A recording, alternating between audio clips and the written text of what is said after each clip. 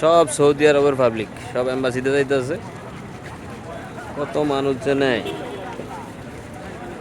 Minimum per day সর্বনিম্ন 5,000 মানুষ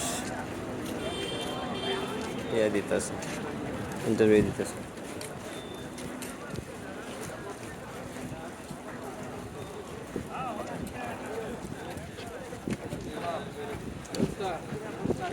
সব সৌদি পাবলিক, দেশ পতনের পরে ওরা সব পলাইতেছে।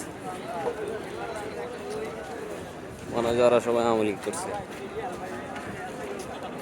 সৌদি সৌদি সব জায়গায় খুরমা খেজুর খাইব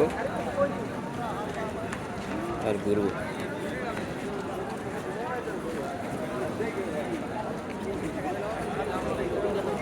এত মানুষ যায়, আর সৌদি কি করবো আল্লাহ জানে।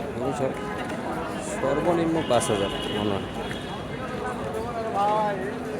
সিরিয়াল আর সিরিয়াল।